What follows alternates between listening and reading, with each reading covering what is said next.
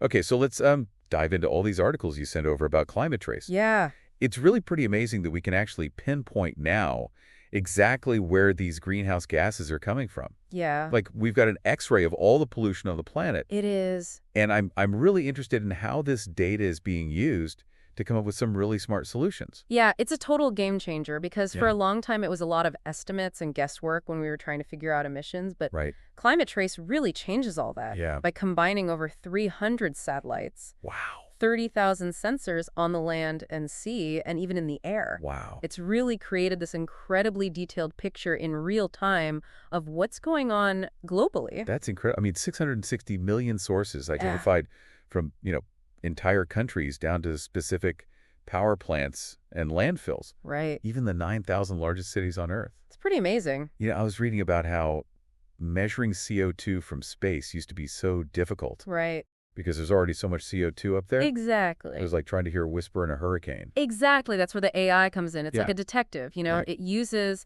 the satellite images, combines those with other clues to get a more accurate picture. Okay. So it doesn't just look at smoke coming from a factory. Right. It considers what's being produced, how much energy is being used, Oh, wow. even how fast the cooling fans are spinning. Okay, so that's pretty impressive. But what I'm really interested in is how all of this granular data Yeah. is being used to actually reduce emissions. Yeah. What stood out to you from the articles? Well, one of the things that surprised me the most was just how much pollution is coming from landfills. Really? They're emitting 4 times more greenhouse gases than all the data centers in the world combined. Oh, wow. That's 14 times larger than the emissions from all the AI data centers globally. I had no idea. Yeah, it was a major revelation for me too. So how does Climate Trace help us address that? Well, what's really cool is that instead of just pointing fingers at polluters, Yeah. Climate Trace lets us choose the most effective solutions. Right. By identifying which landfills are the worst offenders, Okay. we can target those with very simple solutions. Okay. Like just covering them with sand or dirt Uh-huh. can reduce methane emissions by up to 70%. 70%. That's amazing. Yeah. I was reading that methane is a lot more potent than carbon dioxide Oh, yeah, when it comes to trapping heat in the atmosphere. definitely. So, tackling these methane emissions from landfills Yeah, could have a big impact on slowing down climate change. absolutely. And we can apply that same approach to other sectors, too. Okay. Pinpoint the biggest emission sources and then focus our efforts on implementing these really targeted solutions. Uh-huh. It's really making a difference already, this data-driven strategy. That's what I find so exciting about Climate Trace. Yeah, It's not just collecting data. It's turning that data into action. right. One of the articles mentioned Al Gore and how he sees Climate Trace as a game changer Yeah. in the fight against climate change. He's been advocating for climate action for decades. Right. And he's really optimistic about the potential of Climate Trace. Yeah. He argues that this technology is giving us a level of transparency and accountability that we've never had before. Right. And it can help us unlock the political will Yeah. that we need to transition to a cleaner energy future. He makes a really good point about how knowing where emissions are coming from Right. allows us to choose the most impactful solutions. Exactly. But he also acknowledges the challenges, right? Oh, absolutely. Like the influence of the fossil fuel industry Yeah.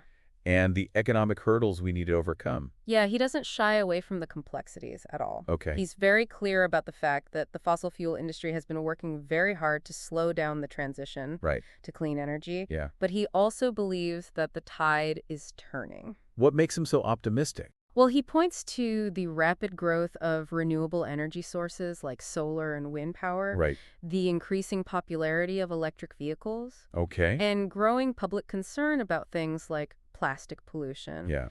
He also believes that young people are going to be a powerful force for change moving forward. Okay. They're demanding climate action. It is encouraging to hear that there are reasons for optimism. Yeah. But I am curious, how does Gore connect Climate Trace to this idea of the attention economy? Oh, that's a good question. He mentioned it in one of the interviews that you sent. Right. Well, he's arguing that Okay. this constant bombardment of information and distraction Yeah. is making it difficult for people to focus on complex issues like climate change. Right. And he even mentioned a book he's reading right now about how this attention economy Uh-huh. is being exploited by people who benefit from the status quo. Yeah. Like the fossil fuel industry, Yeah. they thrive on our short attention spans. Like we're so caught up in the day-to-day noise that it's hard to even grasp the long-term consequences of inaction. Exactly. But if Climate Trace can give us clear, undeniable data about where pollution is coming from, Yeah, maybe that can cut through the clutter and inspire real action. I think so. Climate Trace is a powerful tool for raising awareness and holding polluters accountable. Right. It provides that level of transparency that can empower individuals and institutions to push for change. I think this is really starting to paint a very compelling picture. Yeah. So if Climate Trace is giving us this data we need to make these informed decisions, and we're seeing these encouraging trends in renewable energy and public awareness, what is holding us back from making faster progress? Gore argues that it comes up to political will. Okay. And I'm going to quote him directly here. Okay. He says, "Unfortunately, the fossil fuel industry is way better at capturing politicians than they are at capturing emissions."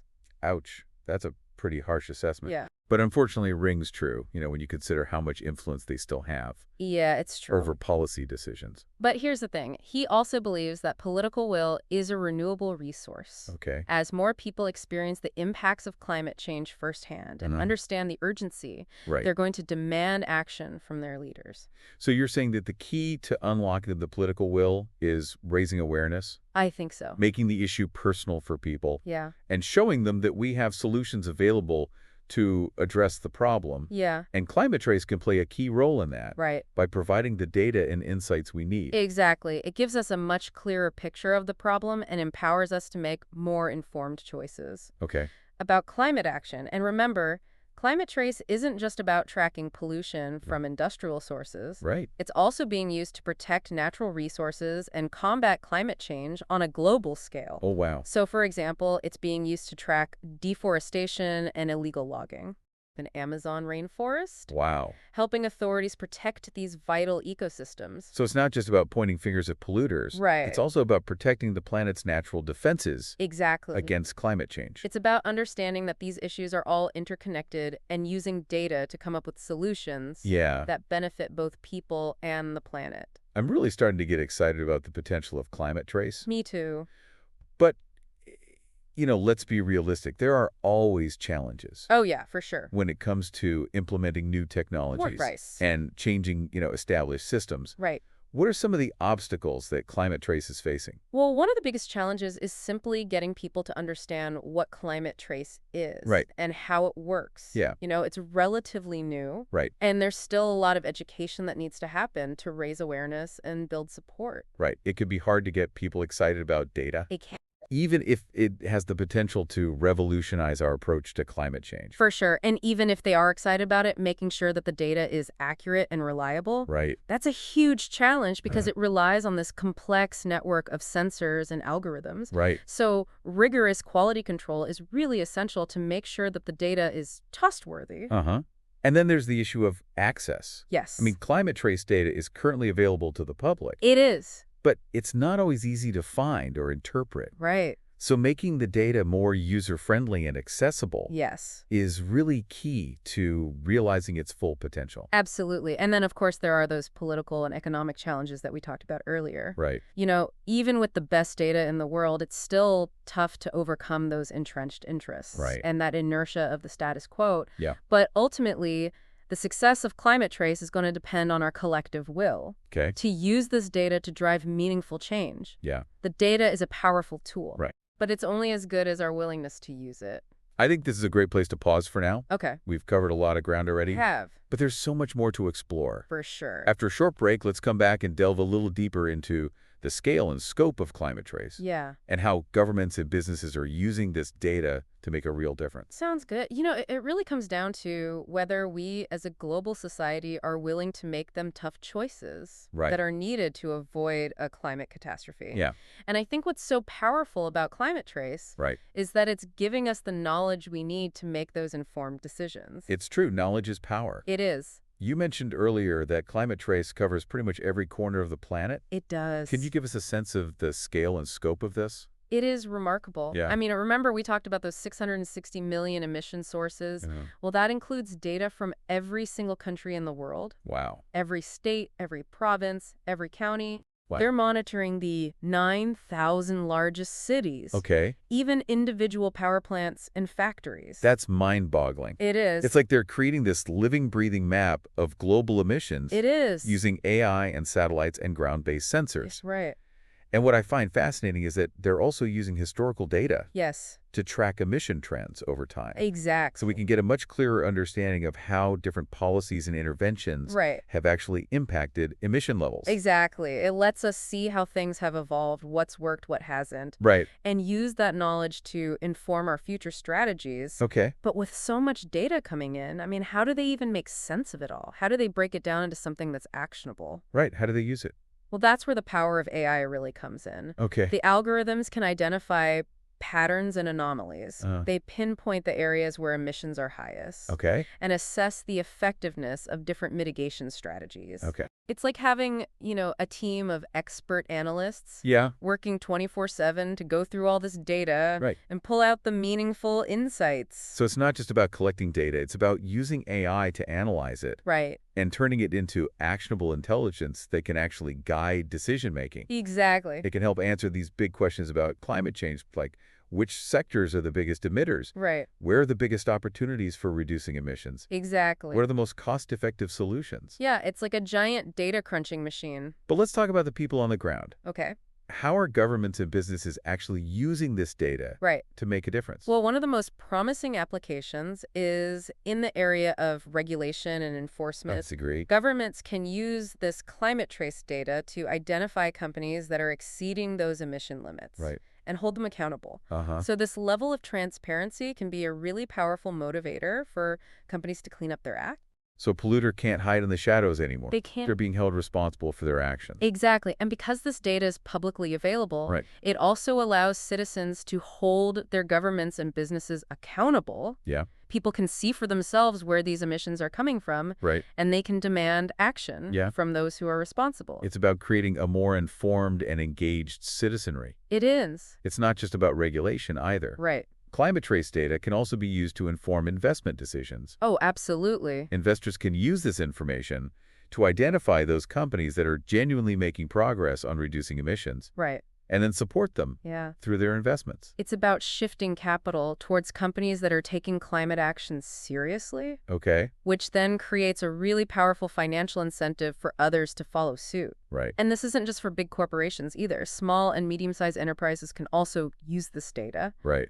To reduce their environmental impact and improve their sustainability practices. So it's a tool that can benefit businesses of all sizes. It is. Helping them become more competitive and resilient in a world that is increasingly focused on sustainability. Exactly. And it's not just about implementing existing solutions. Okay. This climate trace data can actually be used to come up with new approaches to tackling climate change. So it can drive innovation. It acts as a platform for innovation, a catalyst for change. Now, one of the articles mentioned how climate trace is fostering this powerful alliance between the health, the environmental justice, and the climate communities. It is. Can you elaborate on that? Yeah, it's about recognizing that all of these issues are interconnected. Okay. For example, air pollution from fossil fuels is a major contributor to respiratory illnesses and other health problems. Right. And these issues disproportionately affect low-income communities and communities of color. Right. So addressing climate change isn't just about saving the planet. Right. It's about improving public health. Right. And advancing social justice. It's about creating a future where everyone can thrive. Exactly. Not just a select few. That's right. That's a really powerful message. It is. But realistically,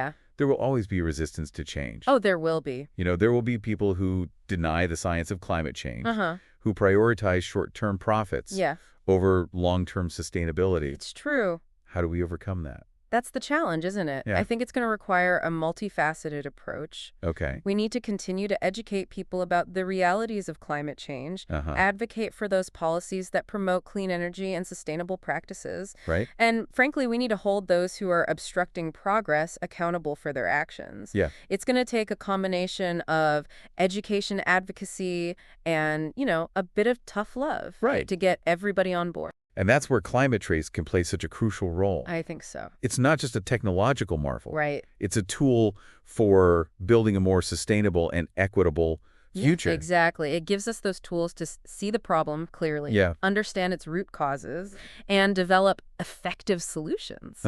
Now it's up to us to use those tools wisely and build a future that's sustainable, just, and prosperous for all. That brings us to a really crucial point, the human element. Yes. We've talked about the technology, the data, the potential solutions. Yeah.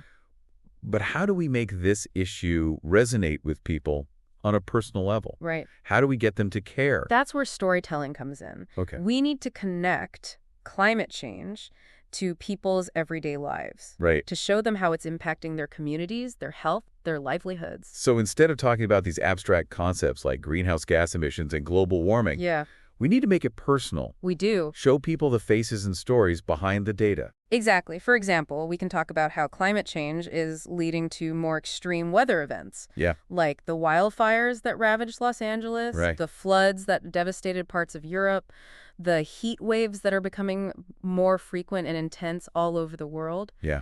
These aren't just headlines in the news anymore. Right. They're becoming a reality for more and more people. And we can also talk about the economic impacts. Yes. How climate change is affecting agriculture, tourism, other industries. How it's displacing people from their homes. Contributing to climate migration. Exactly. These are stories that can really resonate with people. They can. It's about making the invisible visible. Yeah. Showing people the real effects of climate change. In their own backyard. In their own backyards, but it's not just about, highlighting the negative impacts. Okay. We can also showcase the stories of hope and resilience. Right. The people who are working to solve this crisis. The communities coming together to adapt. Right. And build a more sustainable future. Those stories are so important. They are. Because they remind us that we're not powerless. That's right. In the face of this challenge. We're not. There are things we can do to make a difference. Absolutely.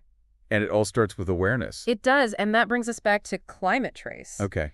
This technology isn't just about data. Right. It's about empowerment. Okay. It's about giving people the information they need to make those informed choices. Right. To hold their leaders accountable. Yeah. And create a better future for themselves and for generations to come. So Climate Trace is a tool for democracy. It is. It's a way for people to take ownership of the climate crisis. Right. And demand action from those in power. I love that Climate Trace is giving us the power to see the problem. Yeah. To understand it. And to solve it together. So with that in mind, let's shift gears a bit. Okay. And explore how Climate Trace is being used to drive some truly innovative solutions. Yeah. I'm particularly interested in how this data is being used in sectors like energy transportation and agriculture. Yeah. After a short break, we'll dive into some specific examples and explore the future possibilities of this groundbreaking technology. We've been talking about the power of Climate Trace to, actually pinpoint pollution and how it can drive policy changes. Yeah. And even how it connects to these broader issues like public health and social justice. Right. But I'm really curious about the ways that this data is being used to spark innovation. Yeah. Are there any specific examples of Climate Trace inspiring these creative solutions in sectors like energy transportation or agriculture? Yeah, we're already seeing Climate Trace being used to come up with and implement, these innovative solutions across a bunch of different sectors. I'd love to hear about it. Tell me more. So, for example, in the energy sector, Climate Trace is being used to figure out the best placement and performance of renewable energy installations. Okay. So by pinpointing the areas that have the highest potential for, solar or wind power, we can get the most energy output while reducing the environmental impact. So it's not just about switching to renewables, it's about doing it strategically and efficiently. Exactly. Okay. And in transportation, Climate Trace is being used to develop smarter traffic management systems. Okay. By identifying those traffic bottlenecks and congestion points, cities can actually optimize traffic flow, which then reduces emissions from idling vehicles. That's a great idea. I always think about all the wasted fuel and emissions when I'm stuck in traffic. Yeah. Which is way too often. It happens. What about agriculture? Are there any interesting applications in agriculture? Absolutely. Okay. Climate Trace can play a big role in precision agriculture. Okay. By monitoring things like soil moisture, crop health, and fertilizer use. Right. Farmers can optimize, what they're doing and reduce water consumption, fertilizer runoff, and greenhouse gas emissions. So it's giving farmers the information they need to make more sustainable choices. Exactly. It's like Climate Trace is providing that missing puzzle piece. Yeah. You can actually see the problem, and then you can tailor your solutions to it. The possibilities feel endless. They do. What about personalized carbon footprint trackers. Yes. That could help individuals understand their impact. That's a great idea. And make, more informed choices about their construction habits. If people could see how what they do affects their carbon footprint, right, it would motivate them to change. Yeah, and what about gamifying climate action? Oh, yeah. Use climate trace data to create, apps or platforms that reward individuals and communities for reducing their emissions. Love it. Turning sustainability into like a fun challenge. Yeah, make it a game. So it's about using technology and innovation to make sustainability more accessible and appealing to everybody. I agree. But as exciting as all of this is, I can't help but think, what are the downsides? Yeah. What are the unintended consequences of relying so heavily on data like this? Yeah, that's a good point. We need to be really careful about potential biases in the data or the algorithms. Right. We need to make sure that the information we get from Climate Trace is fair and equitable and benefits all communities. Right. So transparency and oversight are really important. It's true. We need to use this technology responsibly. We do. And make sure that it doesn't make existing inequalities worse. Right. And what about misuse of the data? Yeah. Could it be used to unfairly target certain industries or communities? It's possible, and that's why it's so important to have those guidelines and safeguards in place to make sure it's not misused. Right. We want to promote collaboration and transparency and positive change. Yeah. We don't want to use it as a weapon to punish people. Those are all really good points. Yeah, it's a powerful tool. Yeah. So there's potential for good and bad. Right. But I'm still really optimistic about what Climate Trace can do to make real progress on climate change. Me too.